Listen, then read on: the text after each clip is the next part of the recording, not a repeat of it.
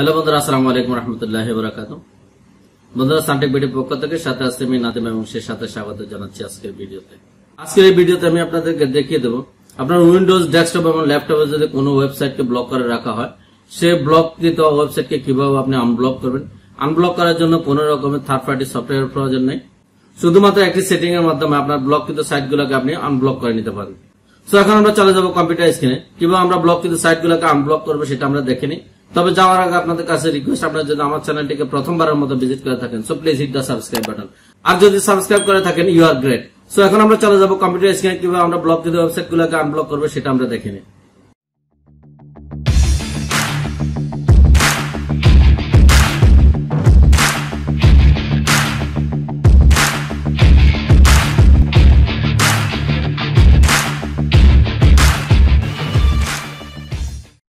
Friends, welcome to computer screen after intro.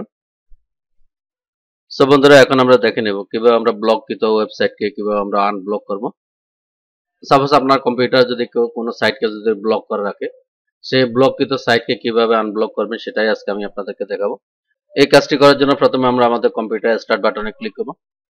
Start বাটনে click করার পর আমরা লিখব নোটপ্যাড।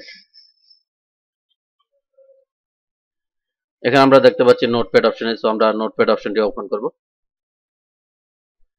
নোটপ্যাড অপশনটি ওপেন করার পরে ফ্রেন্ডস আমরা এখানে আরো 4-5টি অপশন দেখতে পাচ্ছি, file, edit, format, view and help. So এখানে আমরা ফাইল অপশনটিতে ক্লিক করব। এরপর আমরা ওপেন অপশনটিতে আমরা ক্লিক করব। ওপেন অপশনটিতে ক্লিক করার সাথে সাথে একটি ডায়লগ বক্স ওপেন হয়ে গেল। এখানে আমরা বাম পাশে অনেকগুলো অপশন দেখতে পাচ্ছি। সো এখানে আমরা লোকাল ডিস্ক যে অপশনটি আছে এই অপশনটির উপর আমরা ক্লিক করব।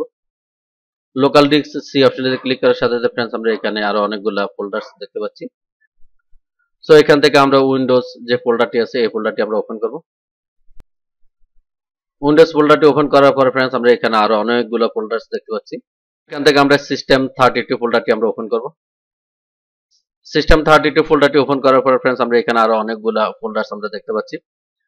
সো এখান থেকে আমরা ড্রাইভারস যে ফোল্ডারটি আছে এই ফোল্ডারটি আমরা ওপেন করব। ড্রাইভারস ফোল্ডারটি ওপেন করার পরে আমরা এখানে আরো 3টি ফোল্ডারস দেখতে পাচ্ছি। সো এখান থেকে আমরা ইটিসি যে ফোল্ডারটি আছে এই ফোল্ডারটি আমরা ওপেন করব। এই ফোল্ডারটি ওপেন করার পরে আমরা এখানে কোনো ফাইল দেখতে পাচ্ছি না। সো এখান থেকে আমরা টেক্সট ডকুমেন্ট যে অপশনটি আছে এই অপশনটির উপর আমরা ক্লিক করব। এরপর আমরা অল ফাইল অপশনটি আমরা এখান থেকে সিলেক্ট করে দেব। অল ফাইলস অপশনটি সিলেক্ট করার সাথে সাথে আমরা এখানে কয়েকটি ফাইলস আমরা দেখতে পাচ্ছি। সো এখান থেকে আমরা হোস্টেজ যে ফাইলটি আছে সেই ফাইলটি আমরা ওপেন করব।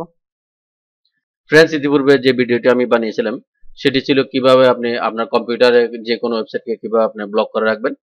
ওই ভিডিওটি বানানোর সময় টুইটার ওয়েবসাইটটিকে ব্লকের মাধ্যমে আমি ওই ভিডিওটি বানিয়েছিলাম।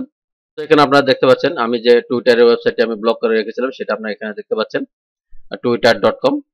সো এখন আমি আপনাদেরকে দেখিয়ে দেব আমার কম্পিউটারের টুইটার ওয়েবসাইটটি ওপেন হবে না, কারণ আমি ব্লক করে রেখেছি। আমি যে কোনো একটি ব্রাউজার ওপেন করব। যে কোনো একটি ব্রাউজার ওপেন করে আমি চলে যাব টুইটারে। twitter.com আমি লিখলাম, এরপর আমি এন্টার প্রেস করব। ফ্রেন্ডস, আপনারা দেখতে পাচ্ছেন আমার এখানে টুইটারের ওয়েবসাইটটি ওপেন হচ্ছে না, কারণ আমি টুইটারের যে ওয়েবসাইটটি ছিল সেটা আমি ব্লক করে রেখেছি।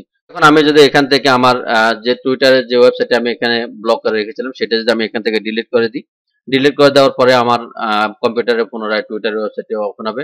ডিলিট করে দিলাম। এখন পুনরায় আমরা এখানে ফাইল অপশনটিতে ক্লিক করে আমরা অপশনটিকে আমরা সেভ করে দেব। ফাইলটি সেভ করে দিলাম। এখন আমরা এখান থেকে এটাকে ক্লোজ করে দেব। এখন পুনরায় আমি এন্টার প্রেস করব। ফ্রেন্ডস, আপনারা দেখতে পাচ্ছেন টুইটারের ওয়েবসাইটটি পুনরায় ওপেন হয়ে গেল। সো ফ্রেন্ডস, এভাবে আপনারা আপনাদের কম্পিউটারে যে কোনো ব্লককৃত ওয়েবসাইটকে আপনারা আনব্লক করতে পারেন। আর কিভাবে আপনারা যে কোনো ওয়েবসাইটকে আপনারা ব্লক করবেন সেই সম্পর্কে আমার ভিডিও আছে। এই ভিডিওর ডিসক্রিপশন বক্সে আমি আমার ওই ভিডিওর লিঙ্কটি দিয়ে দিব, আপনারা দেখে নেবেন। আর ফ্রেন্ডস, ভিডিওটি যদি ভালো লেগে থাকে অবশ্যই আপনার বন্ধুদের সাথে শেয়ার করবেন, আর অবশ্যই আমার চ্যানেলটিকে সাবস্ক্রাইব করে দেবেন। সবাইকে সাথে থাকার জন্য অসংখ্য ধন্যবাদ। আল্লাহ হাফেজ।